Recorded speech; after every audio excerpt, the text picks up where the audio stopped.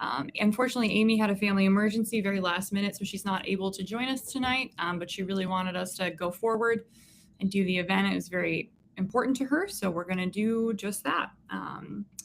Why don't you guys introduce yourself, and we'll talk a little bit about the purpose of tonight, and we'll go from there. I can go first. Hi, everyone. I'm Dr. Cambria Nwosu. I am a registered nurse and I'm also a legal nurse consultant with about 16, 17 years of experience. But my work, and most people know me online as at CJN Legal Nurse. But my work focuses on the intersection of healthcare, law, and accountability. So I do spend a lot of time examining where systems fail patients and then where institutions fail healthcare workers. And then, of course, those failures, they usually often interact and intersect with policy and public accountability. So I do come into this conversation with that hat on, but also I'm a Black nurse as well, and I acknowledge that. Historically, we know nurses from marginalized communities have often been at the forefront of advocacy around justice, equity, and civil rights in healthcare. So that's a little bit about me. I'm glad that we're able to come together and have this important discussion among many, I'm sure. But I do want to leave with saying, when we talk about solidarity in nursing, right? This is not just a slogan. It's the recognition that nurses have always played a role in social movements, and it's more so whether do people like it or not. How can we continue that path forward? So to be here. Thanks, Kim. Thank you. Glad to be here. I'm Sarah, or my family calls me Sarita. I'm a nurse of like 8 years. Maybe it's more. I don't know. The COVID years kind of age you a little bit.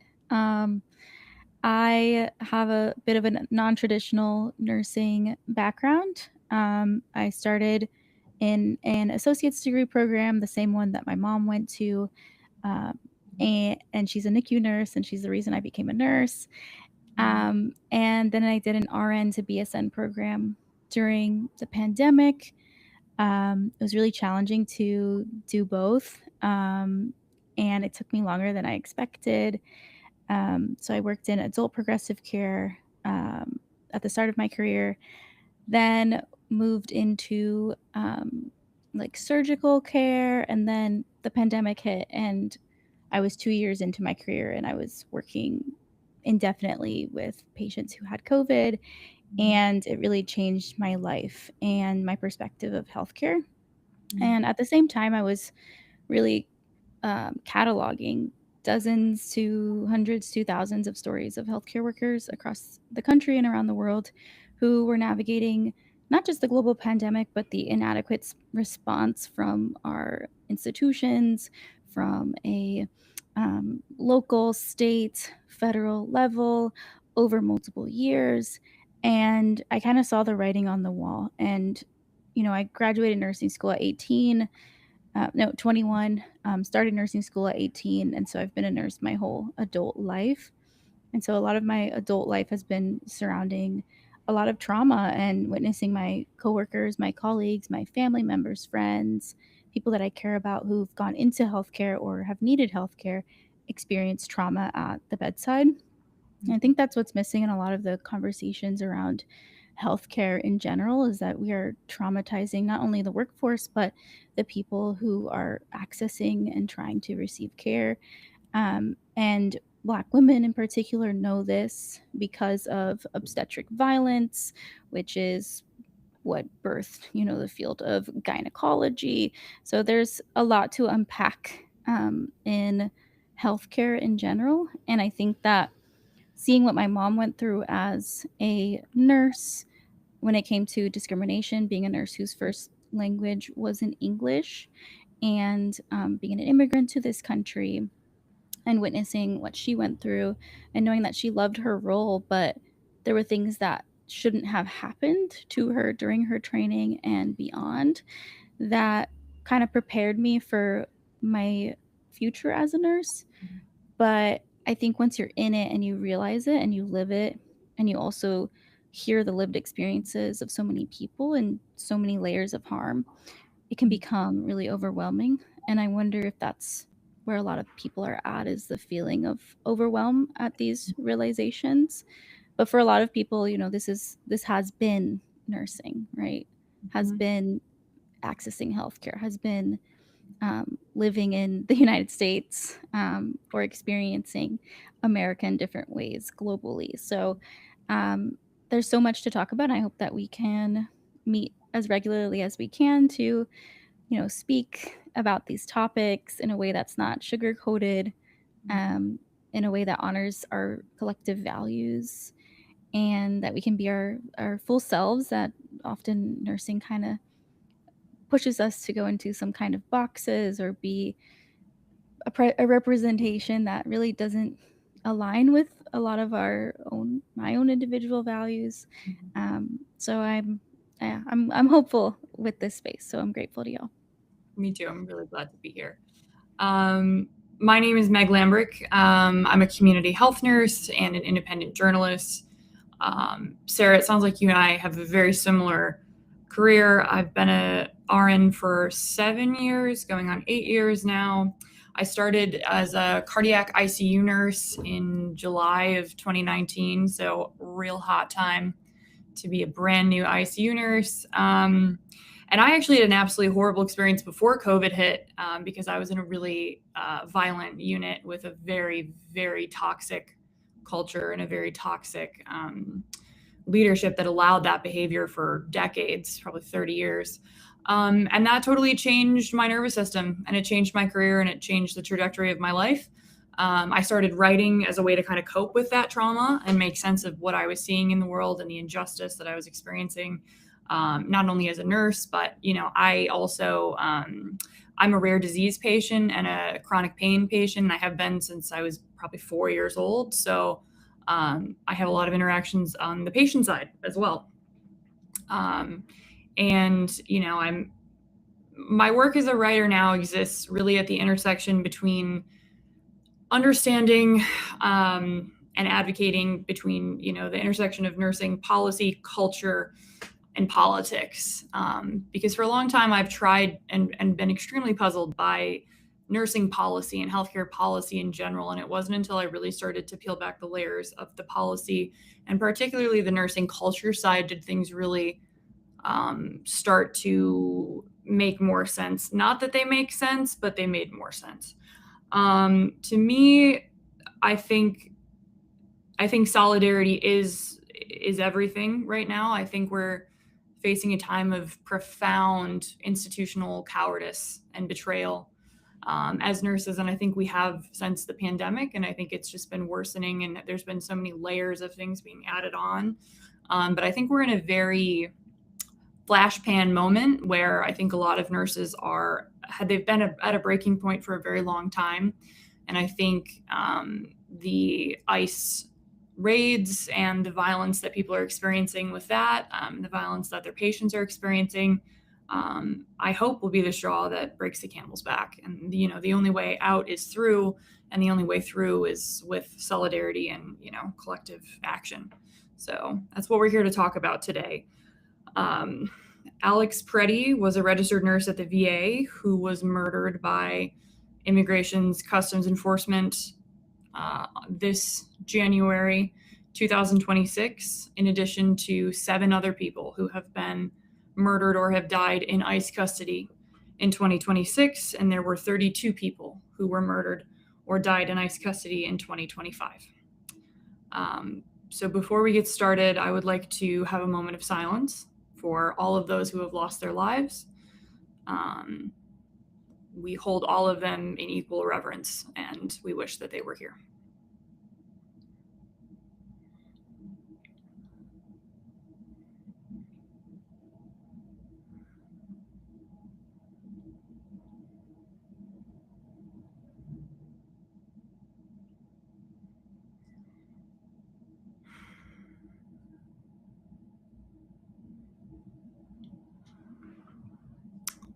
Thank you. So I think to get started, I would love to hear how the murder of Alex Pretti, but ICE's actions in general have impacted both of you, both personally and professionally, because I think a lot of nurses listening will be able to identify with that. I think it's affected all of us profoundly, I would say. Cambria, do you want to go first? Yes. That's such a heavy question. It's just from my perspective, of course, when everyone witnessed it, it was just sheer shock. And you saw the multiple angles of it, and it was like, you couldn't believe it. But then I look back and I said, I could believe it, because this is not the first time it's happened. I think it's more so now we have so much visibility with camera phones, and things, coming to us quickly without being filtered. I just felt personally that this is not the country that I'm a part of. Like, that's not what I represent as a human being. That's not how I represent as a nurse, as a woman, as an American. And I just felt that not just the initial shock of the action itself and his untimely death, but the feedback afterwards, the reverberation of people defending it, and people to this day still calling him and the other victims domestic terrorists. And I just feel that not enough is coming from the good guys, meaning us, and not us individually, but as a whole, denouncing that type of language. These are people who live lives and they just want to be safe. I think everyone has the right to be safe. And I feel that, again, personally, this violence, it's just in a different form. We've seen police brutality before. We've seen people murdered by law enforcement before. I think it's more so now is, not only was he a nurse, he was a veteran. It's like, you don't even, so he's white, he's a male, he's an ICU nurse, he's a veteran, and none of that mattered. None of it mattered. So I just feel that alongside everyone else, I'm experiencing grief, anger, and then also reflection, because again, at the end of the day, I want to know, even outside of all this, who actually stands up and says, this is not right. This is not how we govern. This is not how we treat people. This is not how we advocate for people. And it's not about party lines. It's just about being human. And so, but then I think professionally, I would hope, and I know for me, this should force many people, especially nurses, to think about the broader role of our profession. And so every day, and I'm sure Meg can attest to this, we're advocating daily, right, about patient rights, civil rights. And I think people misunderstand that that is a nurse's role, to advocate for someone's civil rights. I get so much feedback daily, right? You're a nurse. What do you know about that? I'm human. I'm educated. I know what's going on. I read the news. I watch TV just like you do. I have feelings just like you do.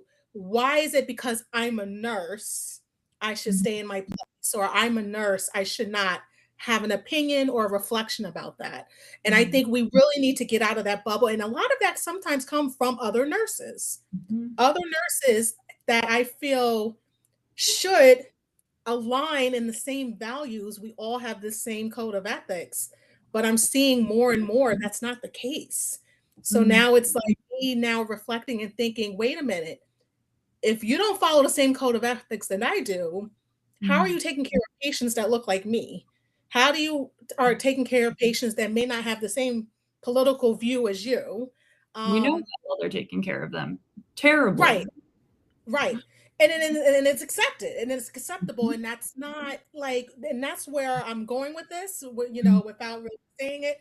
It's just, we know we have bad apples and bad seeds. We have bad seeds in our profession. And I feel that we're just not doing enough to root it out. We should be doing more. And that goes for hospitals, that goes for policy. We shouldn't be punishing nurses that speak up Mm-hmm. when they see something wrong, but they are being punished. That's unacceptable. We should have laws protecting nurses for that.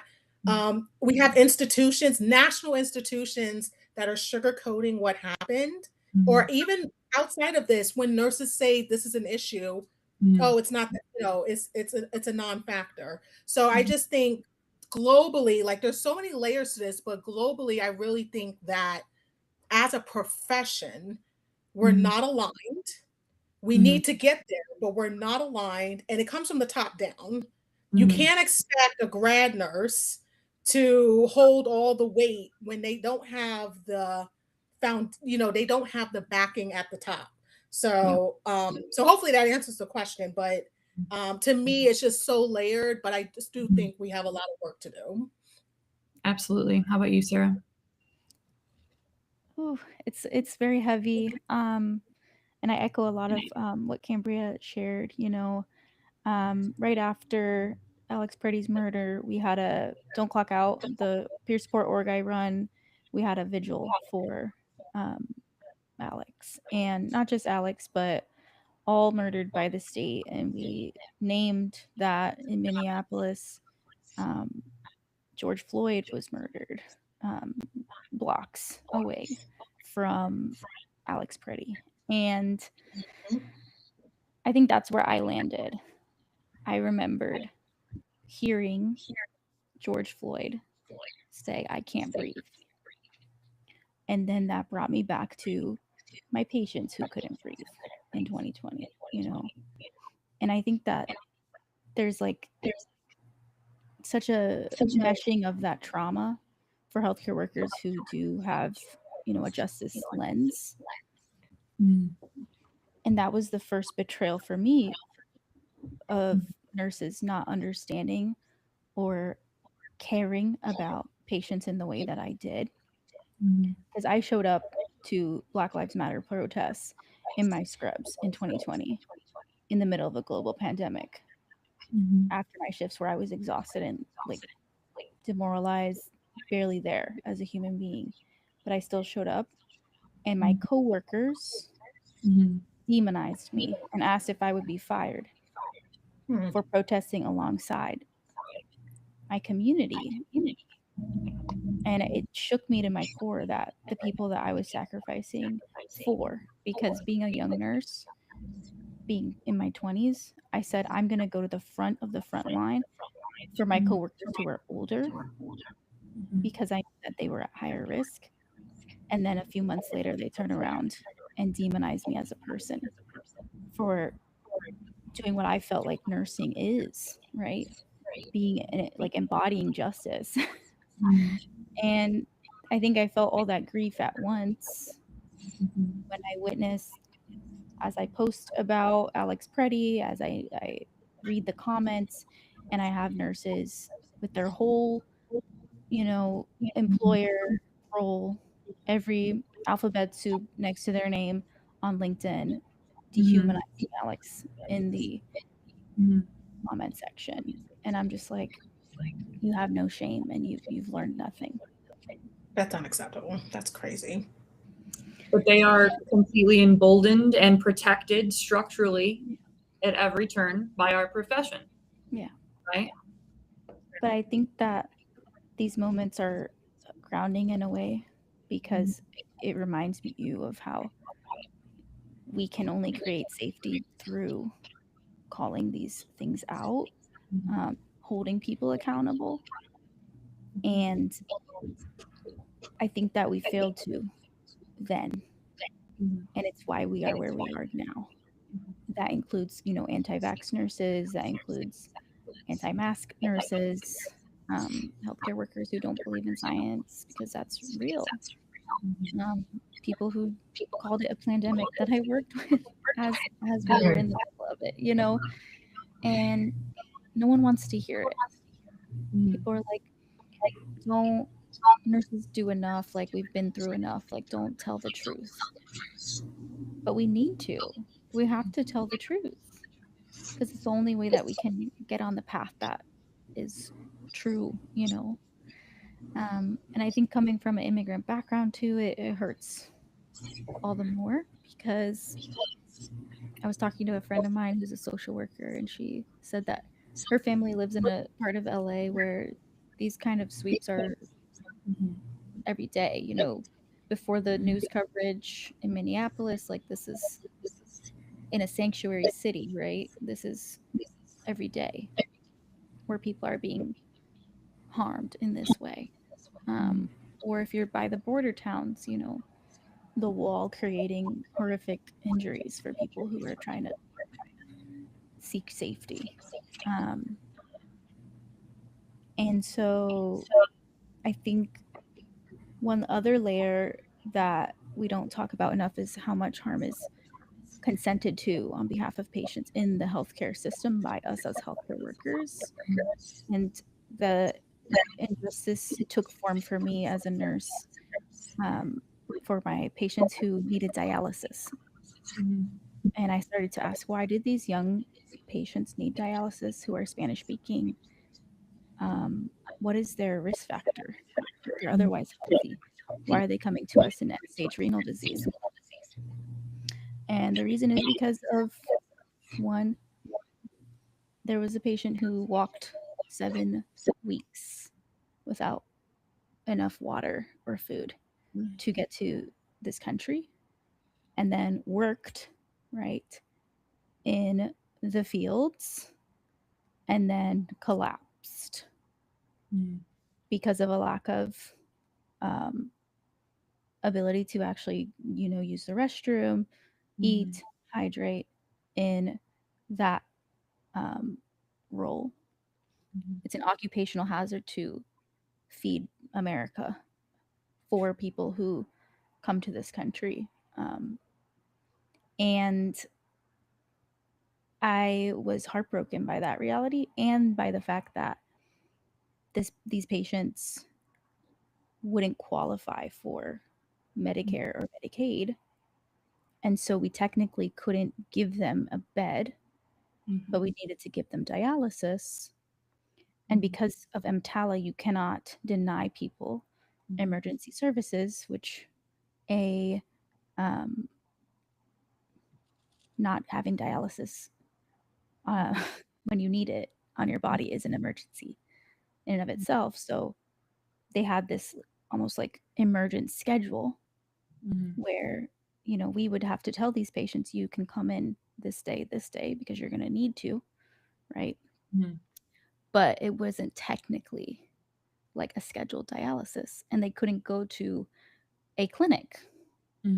They had to come to the emergency room because of the occupational hazard and the harm that they experienced getting to this country, compounded with not having access to safe care. There's no such thing as primary care, right? And then at a certain point, you need a kidney transplant. But if your state doesn't see immigrants as human beings, you don't get on the list.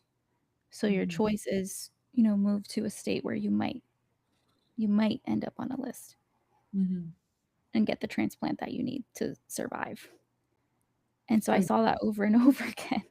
Yeah. But we were kind of like, we have to take care of these people, but we're not going to name that this is happening, because if we do, then we could risk the hospital getting in trouble. But the hospital's still going to bill the chair that they sit in the waiting room as a bed. You know what I'm saying? Like, none of it made sense. But we're making money too. These hospitals are making money off of people's being as sick as they are, not able to pay, and being reimbursed in different ways. So that was really intense too. So I noticed all these layers, and I don't know where my mind is going with this, but just it's heartbreaking that people come here for a better life and are just horrifically maimed by this system. And every day I'm just, you know, I pray every day that my family's safe. It doesn't matter if you have documentation status. If you look like the type of person that they want to get rid of. So when people like kind of are like in a panic, I'm like, if you've lived this your whole life, you know, you kind of get to a point where you're at peace with it. I don't know. It's not as like I don't know. Is it peace or is it dissociation? It's not peace, yeah. Yeah, maybe that's numbness to it. response of. But at the same time, like my family's like, if it's God's will that I can't be here in this country anymore, then and I go to the country that I came from, like I would be happy because I love my country, you know. And so like it's like it's kind of like it's an aversion to the Western certainty mindset. Instead, it's what will be. And like I will still be grateful with whatever outcome, you know, which is really, I think, the only way you can cope with that kind of dehumanization being your lived experience every day, you know. Yeah. And also, I'm sorry I was moving a lot. I just needed to get comfortable after work. But glad to be here, y'all. We're happy to have you here. I'll share mine really quick. I feel nothing but rage. I feel rage at all of the predominantly white women around me who are acting like any of this is a surprise.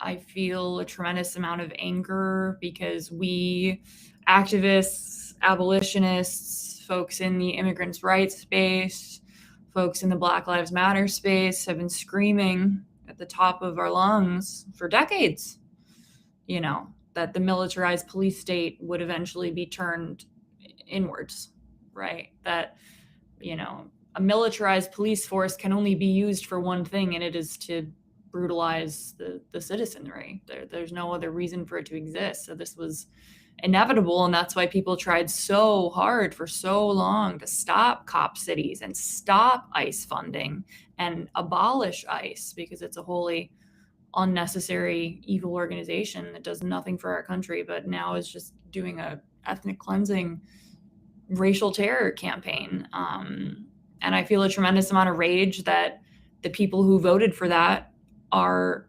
tremendously powerful and in every level of my profession. And that they've all taken the same vows and ethics commitments that I have, and they break them every day.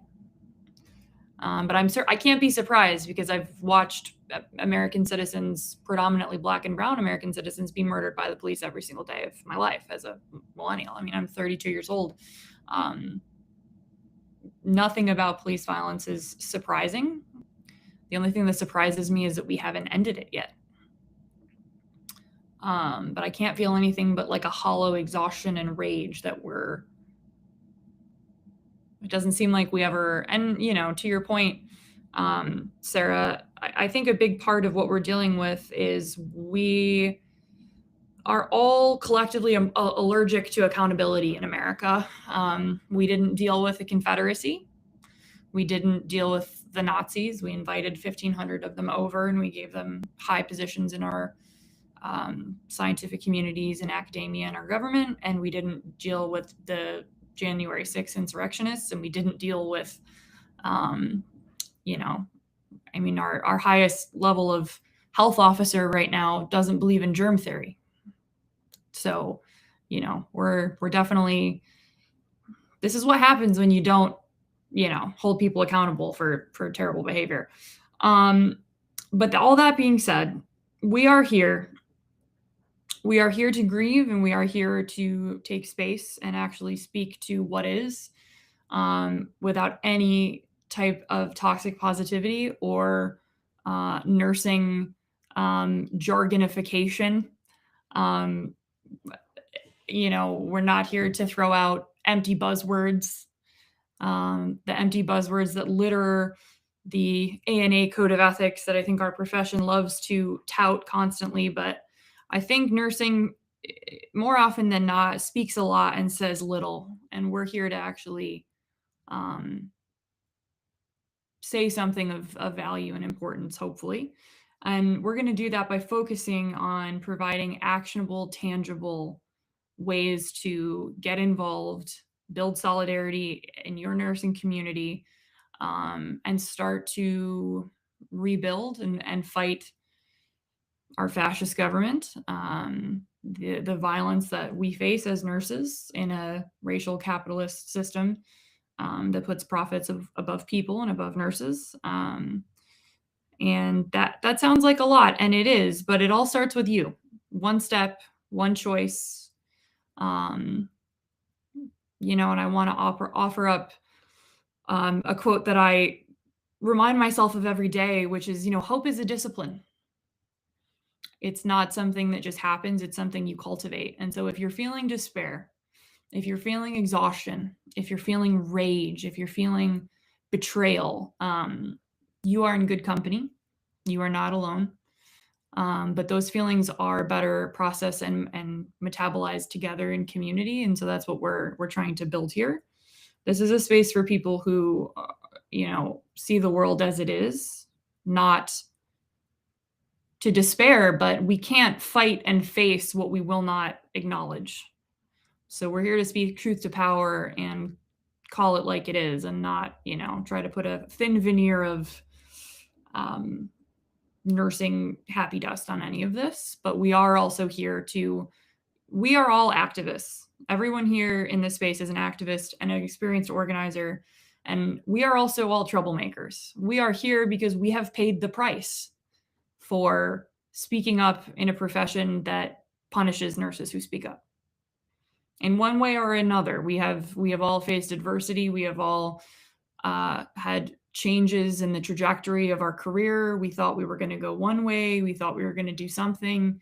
And we ended up having those plans changed. There is a price, but in doing so, we have found each other, and we have been able to build incredible movements and incredible spaces and make real change. And so that's what I think, that's why we're here.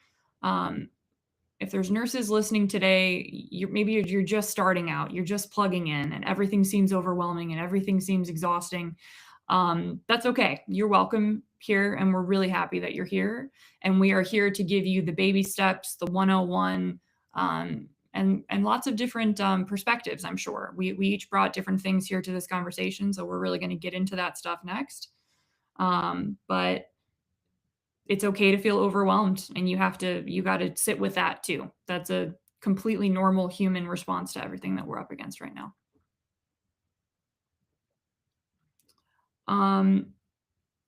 So if you guys are okay with it, what were you going to say?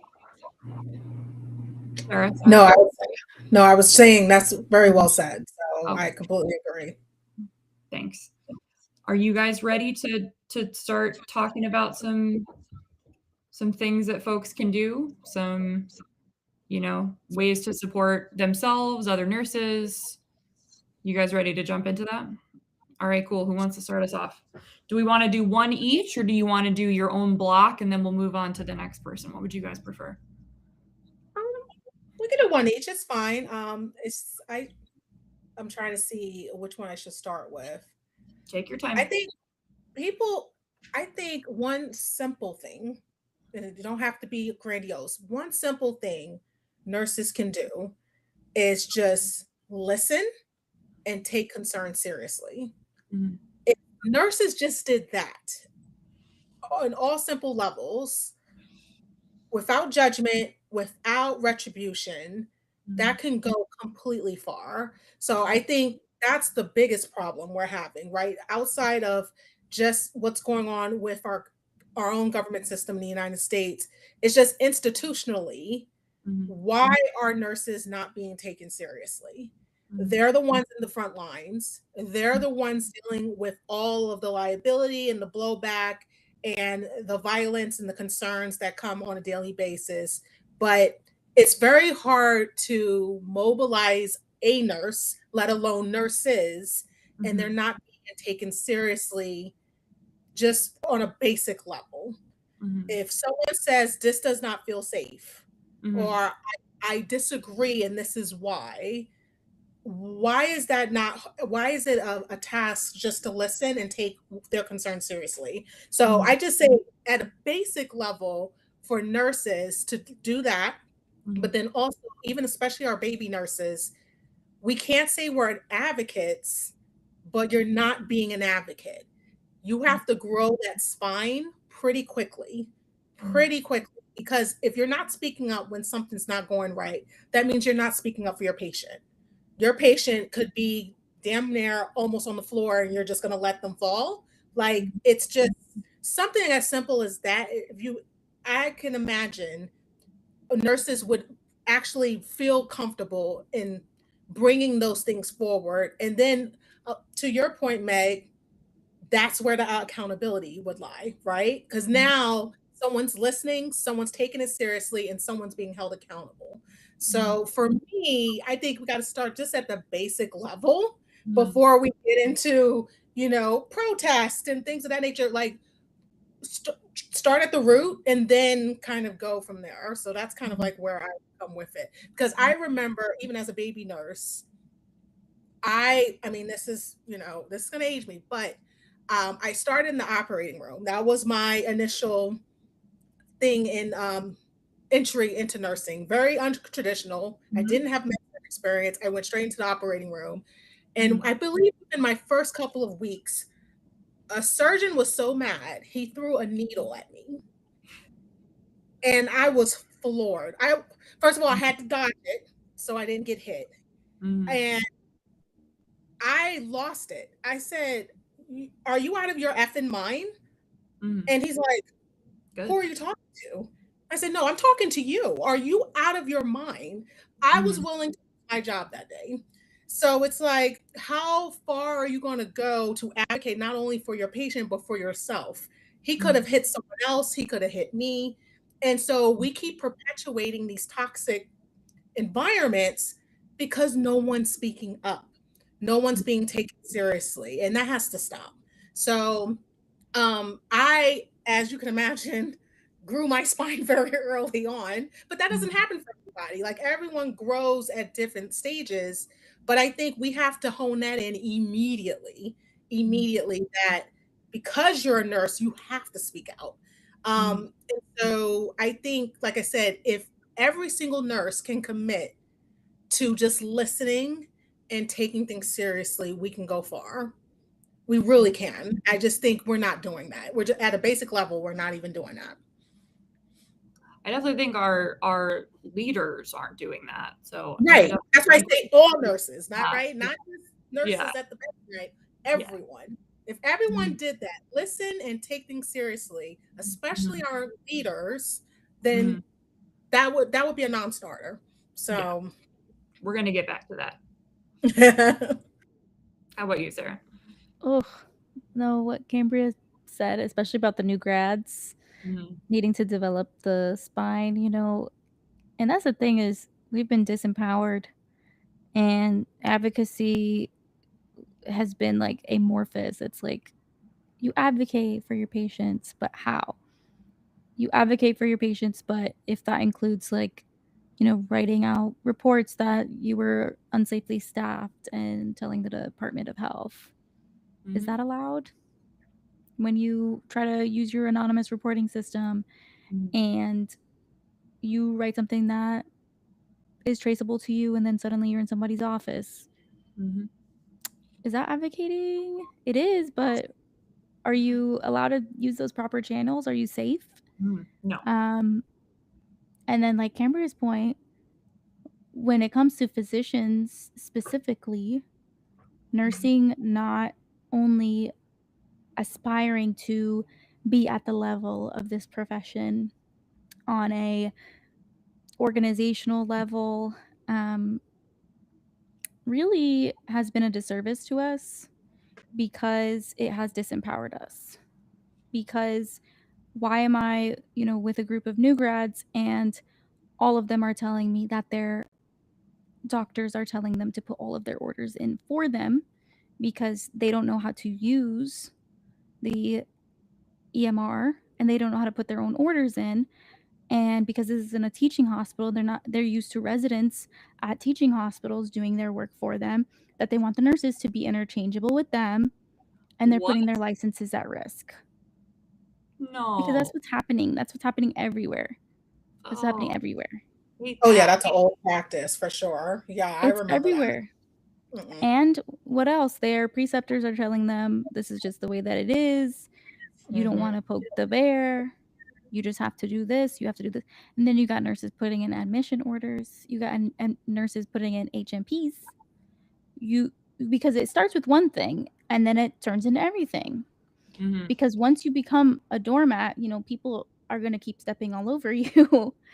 And then when your leadership is fine with it, or there's politics involved and we want to keep the doctors because they're the only people who are bringing in revenue, so we have to treat them a certain way. And it's every hospital is doing this and disempowering nurses, and then you create a revolving door of nursing staff. And no one wants to stay. And why would you if you're not safe? Yeah. Why would you if you have supposedly avenues for accountability, but they don't go anywhere? Same goes for our unions. Why are our unions negotiating with administration pre-strike, not telling the striking staff, and then all the teeth is gone and they got the same contract as last time? That's what just happened at Kaiser, and that's what happened with Presby nurses, though. They caught it in advance. I saw that, thankfully. Yeah. And they were able to renegotiate their contracts. But why is your union leadership selling you out?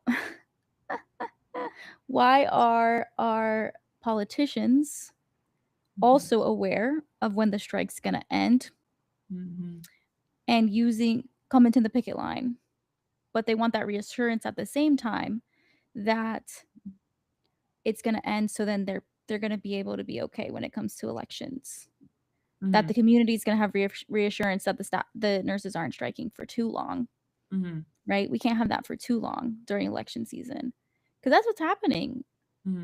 All of these systems are perpetuating each other, and we are being disempowered because we put trust into these systems and into these leaders who are consolidating power for themselves and telling you you're safe with me, but in reality you're not. Because to me, the shape that some of these hospitals are in is unacceptable, and the unions also bear responsibility. And part of that has to do with the fact that a lot of healthcare unions don't have representatives who are actual healthcare workers, right? And if we can't hold our unions accountable, if our unions can't speak up about Gaza, like, of course they can't speak up about horrific conditions in healthcare settings. Yeah. If they can't speak up about the fact that we are like continually like this giant disgusting war machine, like what is the alignment? Where is it? There is none. It's and there not is with humanity or dignity. So we have to really revisit this and decide, am I going to continue to pay dues, whether it's a professional organization, whether it's an institution, whether it's your union? Are you going to organize your union?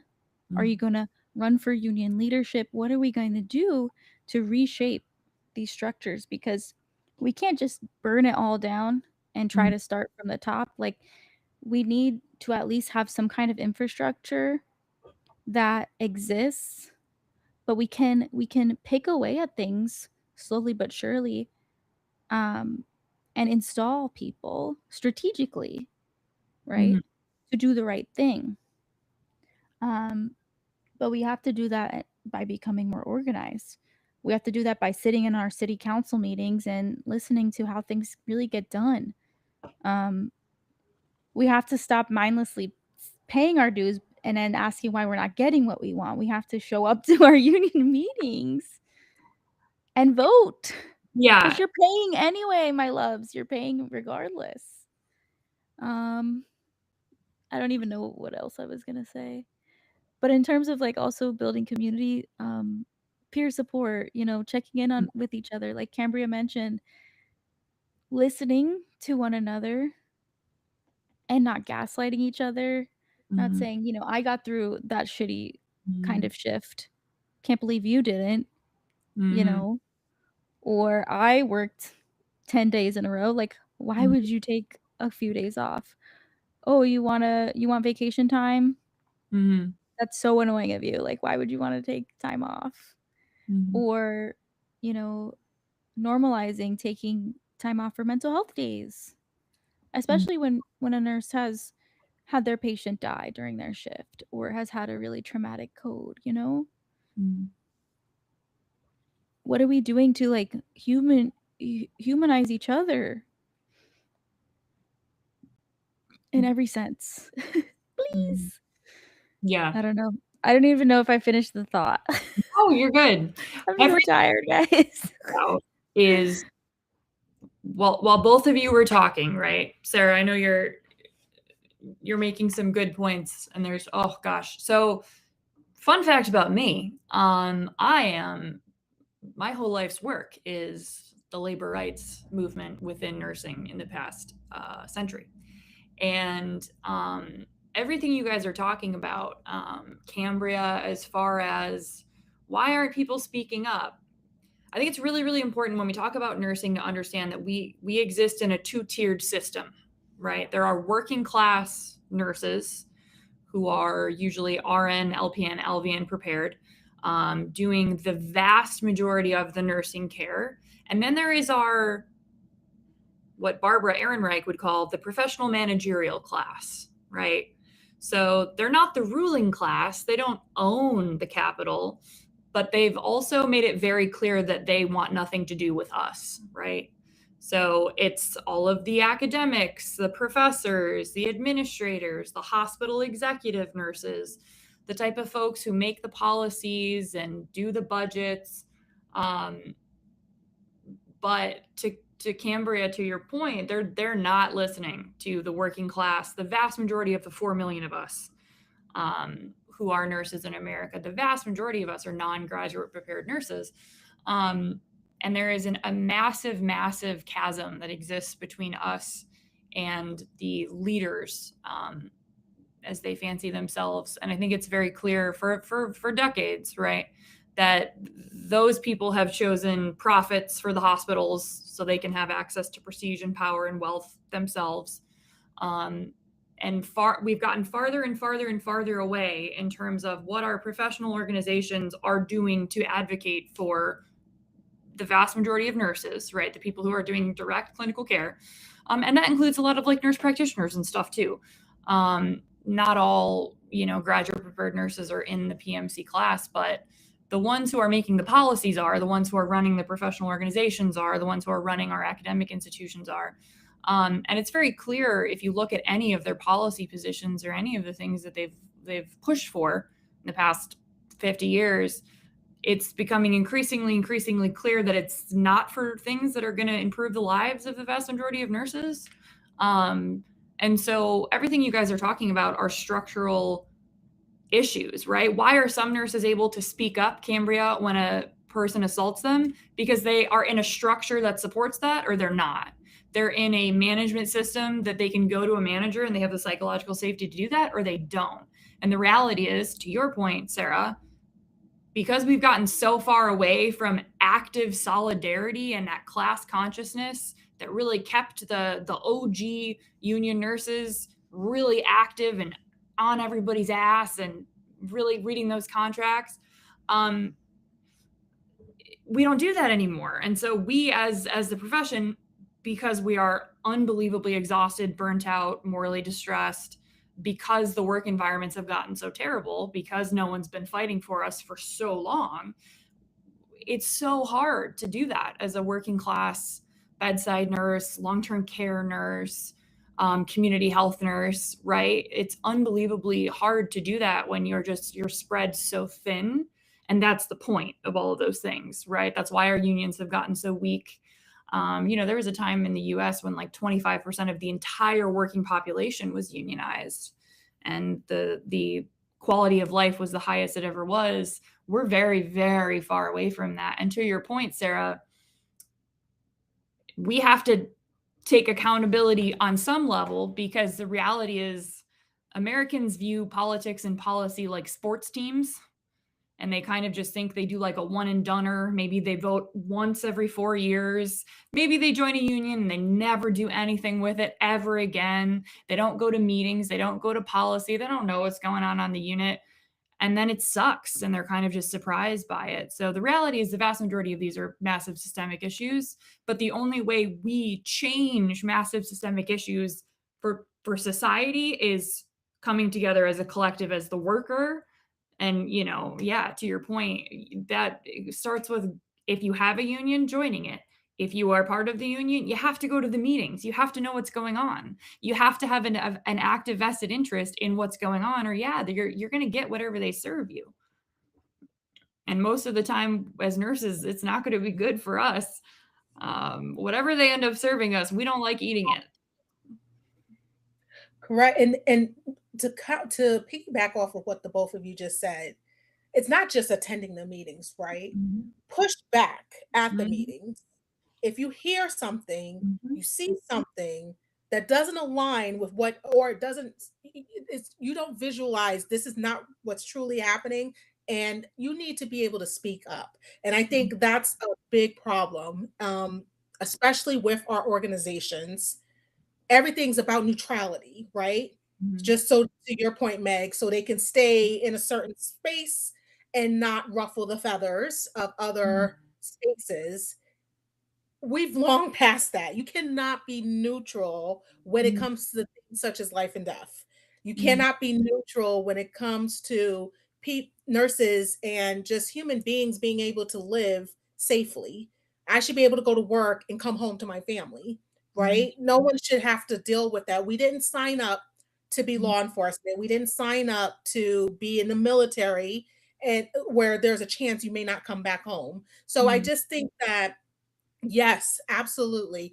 You have to stay active, and it doesn't have to be, you don't have to be rah rah, you don't have to be super loud about it, but you shouldn't be silent sitting in a meeting and good and damn well that's not how it's supposed to go down. You have Mhm. to be able to get up to that mic and say, wait a minute, this is what I'm seeing on the ground. This is what the conditions I'm actually going through. What are you going to do about it? And what is your take on it? And have that dialogue. And it shouldn't be a screaming match either, because I think people now have gotten way too comfortable being disrespectful towards each other. Mhm. Instead of listening, back to my first point, instead of listening, whether you agree with it or not, listening and actually having a healthy debate about it, rather than rah, rah, rah, I'm right, you're wrong, I'm red, you're blue, whatever the situation is. So I completely agree with the both of you. Yes, we're in the middle of midterms right now, right? So certain states are already voting. Um, but are you just clicking a box, or do you understand the policies? And that's a big part of my platform. Do you understand the policies that are going to directly affect you? Do you Mhm. understand that they're getting rid of Medicare and Medicaid? I mean, Mhm. I'm in my 40s. I Mhm. mean, in a decade or so, I'm not going to have that for Mhm. myself. So, like, things, I think people are just so individualized, where it's not me right now, I don't really need to deal with it, rather than thinking of the collective, and that's a problem. But I completely agree with the both of you on that. Yeah, that leads perfectly into my list, which, I think we have to divest completely from the hierarchical authoritarian elements of nursing culture that we were founded on, because they have not served us, right? So, we built a mythos around Florence Nightingale, who was a profoundly racist, classist, elitist, ultra wealthy white woman, who was deeply dedicated to making nurses subservient to physicians, and keeping everybody but rich, upper class white women out of the profession. And despite the reality, we still have everybody in the professional managerial nursing class worshiping her. And I think I think when they hear criticisms of Florence Nightingale, I can only imagine it comes across as like, oh, whatever, what's the big deal? Well, the problem is you built a mythos, and then you built a culture, and then you built policy, and then you built education policy for 100+ years around literally her textbooks. So I don't understand how you couldn't understand how that's hugely impactful on the way that Western nursing culture, particularly in the US and the UK, has developed. And the problems that were planted then, we are still reaping every single day. So, you know, I think a big part of what we're all talking about comes back to that authoritarian culture to me. So, and how things like professionalism are weaponized against particularly people in nursing who are threatening the status quo or questioning the unit culture or questioning the hospital policy. That is what I mean by we have to completely divest and rip out Florence Nightingale's roots, which really what we're talking about is white supremacy, right? White supremacy culture and the white feminism that's really completely influenced everything that we feel and experience now. And what is white supremacy and what is white feminism culture? It's a feminism that is completely removed from racism and completely removed from homophobia and transphobia and completely removed from class struggle. And so it's myopic. And I think that's what we see in our leadership. And that's why we've just completely and utterly failed to serve the vast majority of nurses, because we do this wonderful doublespeak where we acknowledge all of the tremendous amount of survey data about how horrible the racism is in nursing and in healthcare. And we're literally in the middle of an ethnic cleansing. So as if we needed any more evidence. But we've also done absolutely nothing about that. I mean, I would give anything in the world to gather every single nurse manager in America and say, how many of you guys know that racism is a problem? I bet you every single one, with few exceptions, would raise their hands. But then if I said, okay, how many people have fired someone for being racist? Or heck, how many of you have disciplined someone for being racist or giving subpar care or being a bully? I promise you, not a single one. And so those two things can't coexist, and yet they do. Right? We love to talk about the professional managerial nursing class, loves to wax poetic about biases, but never justice, never remedies. We love to talk about the facts, but we never actually want to address them. And so, I think what really pisses me off about nursing today is just how utterly hollow our language has become. Because at the end of the day, every time I log on to the hellscape that is LinkedIn, and every time I have to interface with any of these professional organizations in my role as a journalist, some middle-class upper white woman is waxing poetic about advocacy, empowerment. But, the reality is advocacy without adversaries is theater. You can't say, well, we've got to advocate, but we can never disagree with anyone. And gosh, golly gee, we can't piss anybody off. So yeah, advocate, but keep your voice really quiet and small, and make sure it's always with the grain and never going to challenge any of these exploitative systems of power.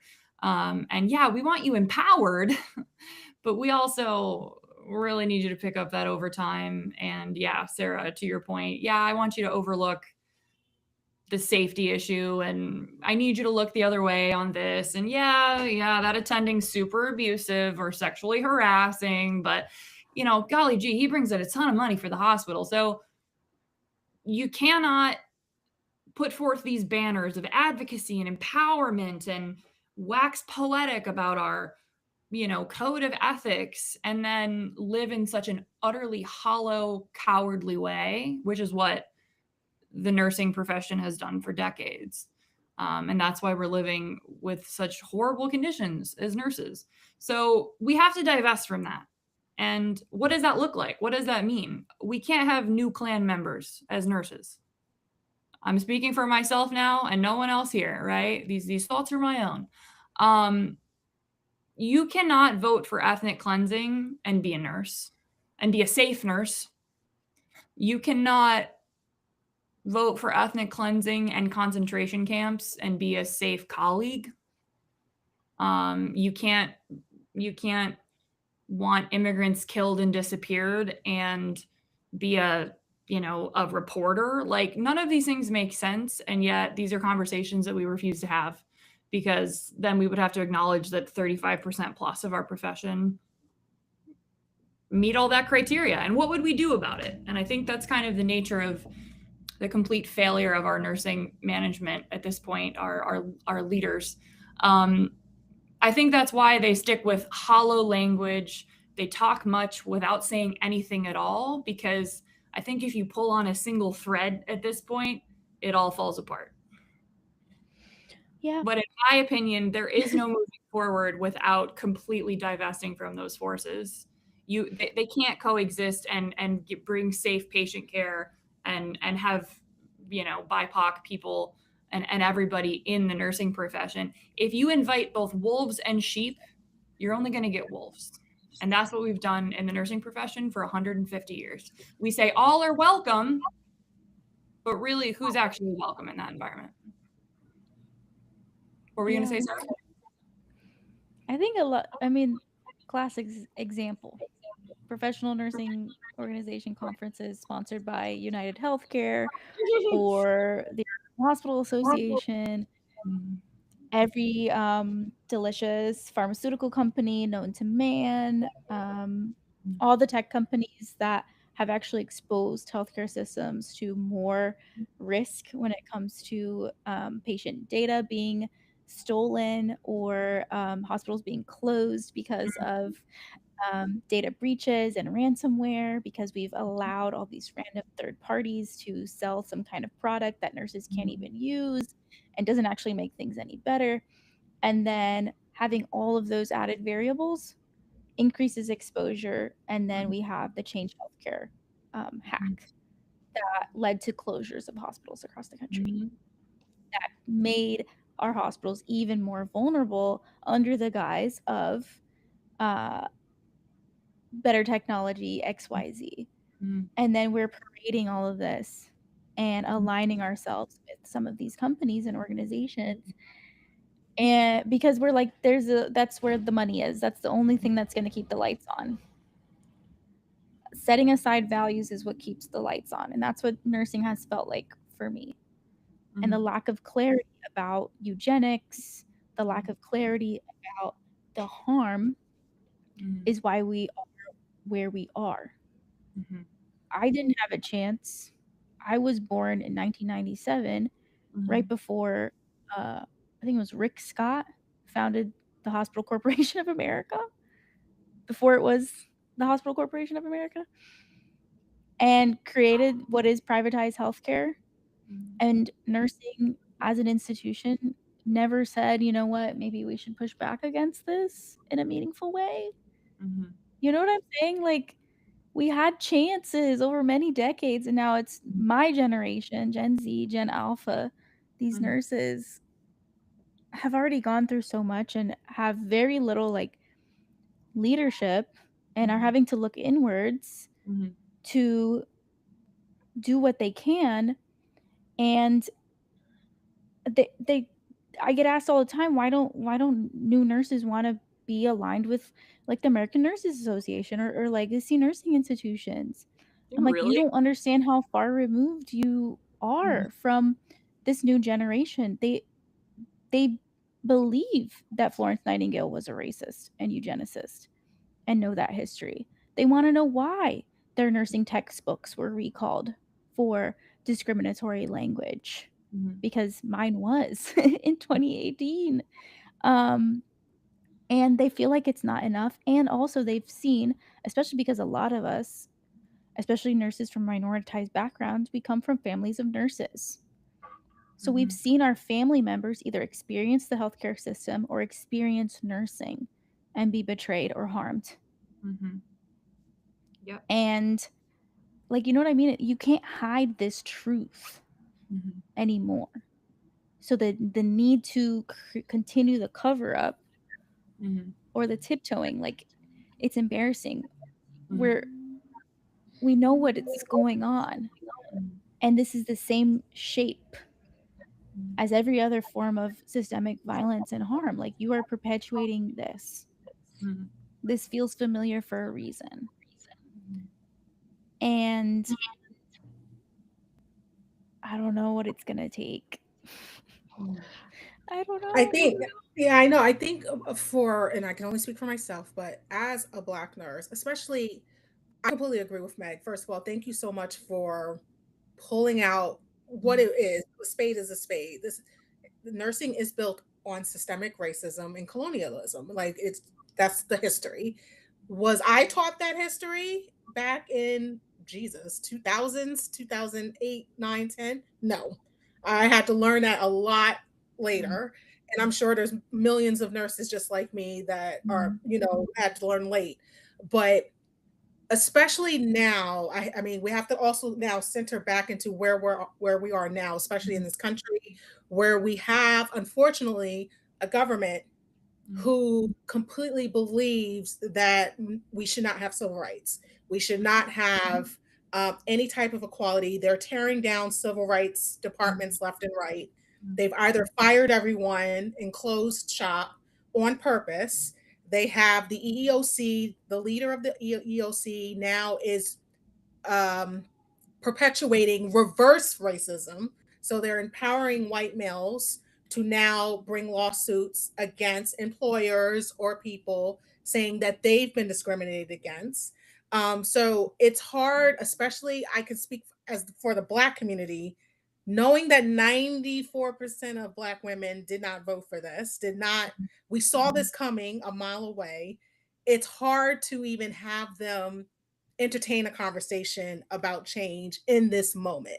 I think it's more so, let's see how the midterms are going to play out. Because that's going to be huge on, is there going to be a tide? But then also, we're seeing no accountability. I'm going back to the accountability piece, right? There's no accountability in government right now. There's been multiple acts of violence throughout the years, no accountability. We're still hearing and talking about the Epstein files, no accountability. So it's hard, even just on looking in a healthcare lens. Well, if they're not being held accountable, how can I hold, my leader accountable, my charge nurse that is calling me the N-word under her breath, or, and like you said, Meg, there's no accountability for racism. None. There's absolutely none. There's no law that I'm aware of that says blatant racism is illegal. And I think that's the problem. Discrimination is illegal, but not racism itself. You can be a bigot and still, terrorize people and not be held accountable. And we have that in nursing, and we have it in healthcare. And I think, like I said, that's where people need to really step back and say, you're not going to treat me this way, and be willing to lose their job over it. Like, nurses can do anything. And I think we have to stop pigeonholing ourselves into this one position. This is the only job we know. We have to have it. It's not worth your dignity. It's not worth your self-respect. It's not worth your pride to have someone treat you like the S word. It's just not, it's not worth it. No job is worth it. And no job is worth your life. I mean, bringing it full circle back to, Alex and all of the other victims, nothing's worth your life. So I think people need to know how to speak up, but still stay safe about it. And that is like the fine line that we have to keep encouraging. Yeah, totally agree with you. And that's like my foundational thesis, right, with nursing. You can say you're against racism if there's never any accountability for racists. You're performing theater. And the reality is there has never been accountability for any of that. But I would offer some pushback, Cambria.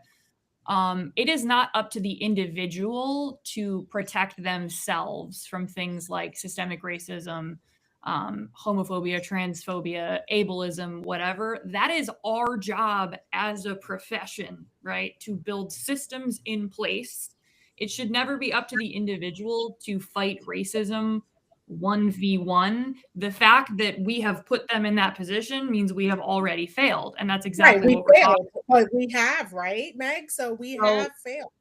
Yeah. So I think it's like, to your point, yes, holistically, right? The system should protect the person. In reality, it's not happening. So that's where I say, as an individual, though, you have to keep yourself safe. Like a real talk, you have to keep yourself safe while enforcing the system to make sure they protect you. Yeah, that's where the strategy comes in, being strategic too. Especially because, like, if you are opening up yourself to legal trouble, what community do you have to support you in that, right? If you are showing up to disrupt in any type of way, are you willing to be arrested? What community bail options do you have in place to do that? It's about like being informed about the risks that you are willing to take and deciding that in advance. And I think your point, Cambria, about it makes me think of Don Quinique. All of this makes me think of Don Quinique because there are nurses named in her case. Right? It's not just about the Hospital Corporation of America. It's about the charge nurse that compared her to his dog. Right? It's about the nurses who refused to allow her to go to the ICU because they didn't believe she was capable enough, even though she was a Daisy Award-winning nurse who created a CPR outreach program in her community. Right? It was her manager. It was the hospital itself reporting her to the state. It wasn't just the system. It was individuals, too, that harmed Don Quinique. Right? And they also faced absolutely zero accountability in their careers. Right.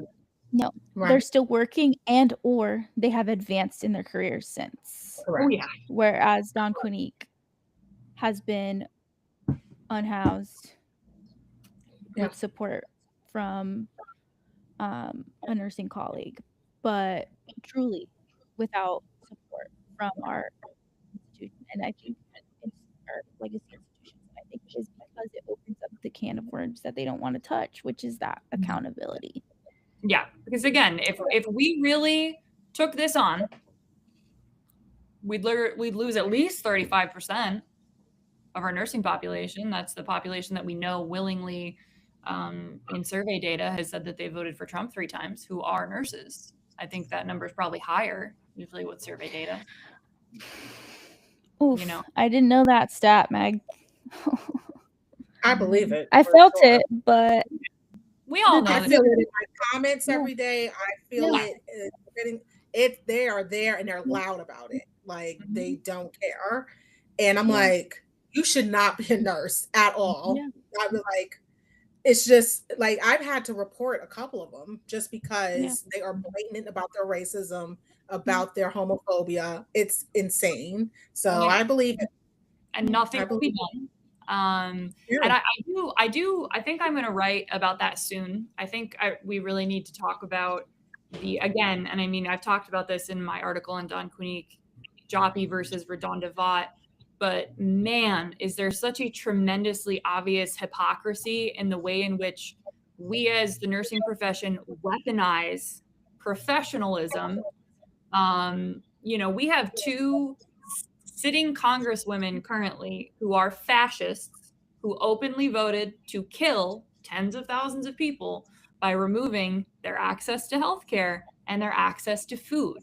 Those nurses have received countless of awards. Not only have they not received any type of punishment for that policy change, which, to be put the most mildly way possible, definitely is a breach of our code of ethics. Well, here's one thing people can do. Nurses in Virginia, you could unseat Jen Kiggins. You could try. Especially because she's running on safe staffing in nursing homes, right? she's using this language of advocacy, but she also voted for the big beautiful bill. You know what I'm saying? Like, Right. the thing that worries me right now about all of this, about the commodification of advocacy, us losing teeth, safe staffing is the minimum at this point. Mm-hmm. If your hospital is rotting, if you don't have Medicare or Medicaid, if you're, you know, the people owning your organization are like glorified landlords, like, that's safe staffing is the minimum issue. If you don't have a supply chain, if you don't have an adequate EMR, if you don't have the medications that you need for your patients, if you have computers or an infrastructure that doesn't work, right? Safe staffing is the minimum. Having enough people is not enough anymore. And they're using this for political points to pretend that they care, but we should be holding them to a much higher standard, especially our nurses who are in politics. And we should be, as nurses, also holding any healthcare worker in Congress accountable. We should not be afraid of speaking to these physicians who have been who have held a majority of the medical professionals in Congress and have, for the most part, been Republicans, have for the most part created horrific policy, and are only just now saying, oh, maybe we've gone too far. Not to mention the 8 currently licensed practicing physicians who were personal trafficking fixers for Jeffrey Epstein, who are all still in practice, still Right. That part. Extremely prestigious positions of authority and power over countless people. This is what I mean about the utter hollowness of the professional class, wherein, you know, they tout themselves as like the arbiters of ethics, right? These are the people who run the ANA, who the AMA, everybody, and they write the policies. And then they do absolutely nothing, right? They don't remove these people's licenses. Let's talk about all of the absolute insanity that happened during COVID with a tremendous amount of obscenely dangerous misinformation. None of those people lost their licenses, with very few exceptions, right? And yet, how many people have been sanctioned, fired for speaking out against genocide in Palestine? How many people have had their licenses threatened? There's a very obvious, have been deported. Or have been deported. There's a very obvious way in which we weaponize and wield professionalism in the nursing profession as a cudgel of white supremacy, and it's very obvious, and it's very tired, and I need these people to go. It's time. I think part of it too is remembering that it's not just the MAGA, it's not just the right wing. Like, there are plenty of people who vote blue and are horrific human beings, who are racist, and who hide behind a veneer of safety. And for me, some of that, to me, that's almost worse. Yes.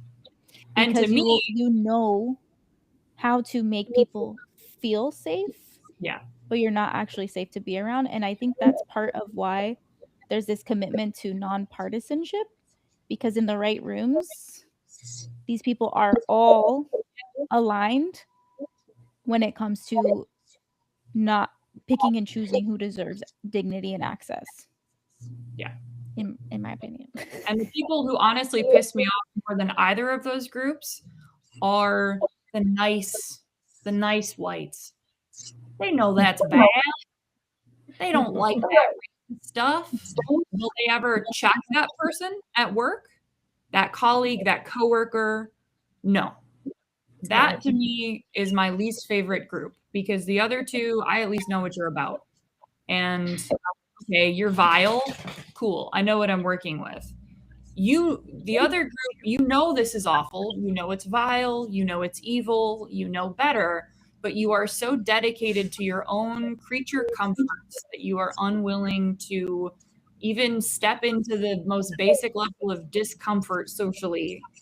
Those people people are terrifying to me, and those people are most of the nursing profession, and that's what scares me more than anything, because you know better. You're not willing to do anything about it because it would present some type of minor inconvenience in your life, and that to me is inexcusable. How are we doing on time, friends? Yeah, how's everybody? Let's do a rapid fire round. I got 2 left. What do you guys have? But mine are short. I just think that if we want to embody justice in nursing, we should be more like Alex Pretti. And I think that's part of what the visual we did was centered around. Yeah. That's all I got. Absolutely. This is such a heavy topic. But it's good. It's good dialogue for sure. I think again, nurses have to recognize above all that we are here to advocate for the goodness of and the health of everyone. And it doesn't matter who it is. It doesn't matter where they come from. Quite frankly, my husband, he has a song called Nation of Immigrants. We are a nation of immigrants. Unless you're indigenous, every single one of us have ancestry that is not of this country. So I think people have to recognize that we are different, but when it comes to feeding onto hate and evil and racism and bigotry and transphobia, that's not nursing. And you have to recognize that within yourself. And sometimes a lot of people have to have those hard conversations with themselves and try to figure out, maybe this is not for me, or someone like us need to call them out. Like I call people out immediately. This is not for you. This is not the profession for you. So I think we have a lot of work to do. I just think as a country, in country meaning United States, we got to start also with our administration. People know it doesn't matter party lines. People know this is not it. Like, this is not where people want to sit in this country. We're in the middle of a war with 14 countries, 14 other countries. For what? Right? We are actively still terrorizing people through ICE.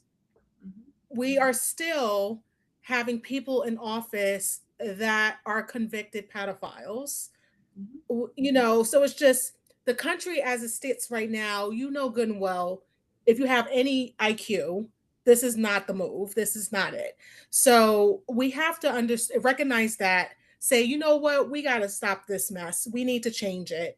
And then we can truly focus on, as a profession, how are we going to continue to call out these injustices within our own profession, within our own systems?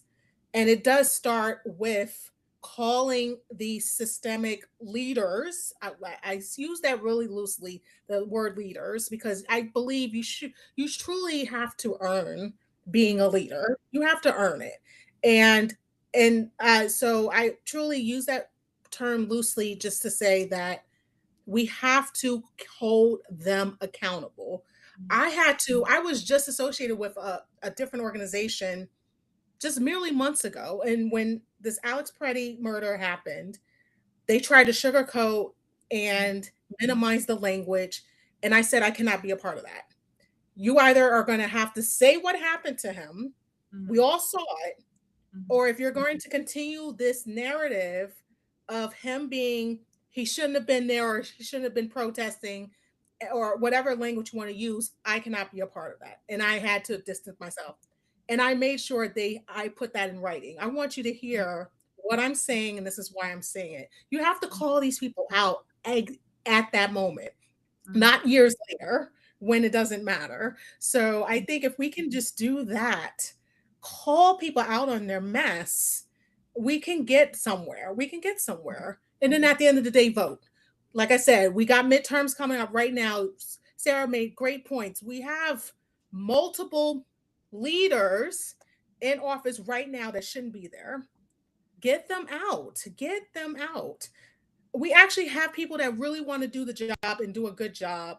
but you have to educate yourself on what they stand for. And it's not red versus blue. It's really, what do they stand for? Are they ensuring that you're going to be safe? They're ensuring that they will fight for what you believe in? And so I think, like I said, we just have a lot of work to do on all fronts. It's such a holistic, layered issue, but we got to get it together. We really do. And this country has to get it together. I am not proud right now to be an American. I'm just not. I should not have to worry when my husband and my son leave my house that they're not going to come back. I should never have to think that. I shouldn't have to worry when I travel a lot now. Because of my last name, I'm going to get pulled over by ICE and be brandished or whatever because I have an ethnic last name. So it was just stuff like that. No one should have to deal with that. That's insane. But that is the reality of where we're at. And it's not okay. So, but I am hopeful that we can get to a better place, but it's going to take a lot of restructuring, to your point, Meg, a lot of it. And it comes from the top down. We can't have a foundation of racism and colonialism and continue to build on that and educate on that and think we're advocating. You're not, who are you advocating for? You're not advocating for me. So that's kind of like where I'm at with it. But I am hopeful that we can get there, but it will take work. Yeah, I agree with everything you said. That's why I call them the professional managerial nursing class. So much better. I got a great article coming out around that recently, guys. Hang tight. You're going to love it. I agree. Everything you just said, except for your statement that this is going to be a top-down fix. Every single moment in history tells me I am not waiting for the PMC to change this. The change starts with me, and it starts with exactly what we're doing here. This is organizing. I want to say, I think a lot of nurses, because of a tremendously successful anti-union propaganda campaign of about 100 years, have a negative view of unions or organizing, or no view. They've never had it. We don't have that many unions in the US, so it's very common that most people have not. What we're doing right now is labor organizing. It doesn't take a union for you to get together with your coworkers, share your salary, share the problems you're facing, share the creepy guy who's a creep, let everybody else know. That's labor organizing. That's making your workplace safer and better for you all. You don't have to be part of a union to organize and make your lives better, make your patients' lives better. But I firmly believe that the future is local and it starts with you. And that's why we're doing this. Well, that's why we're here. I don't want to leave, I don't want people to think that they've got to wait for someone to come save them. No one is coming. Leastways the American Nurses. Oh yeah, no, that's not what I meant. But if that's what it came out, then no. No, you're good. That's what I wanted to leave us with. Like, it starts with us and we're doing it right now. Don't worry. You don't have to join an organization. I highly recommend you join a union if you can. But if you can't, that's okay. There's lots of stuff that you can do. Join a mutual aid group, right? Support your local immigration defense hotline. I run a hotline here in Maine. There's so many organizations working to support your local immigrant community or whatever your thing is. There are people in your community doing it right now. And how things change for the better, how we fight systems, how we shift things permanently forever is together.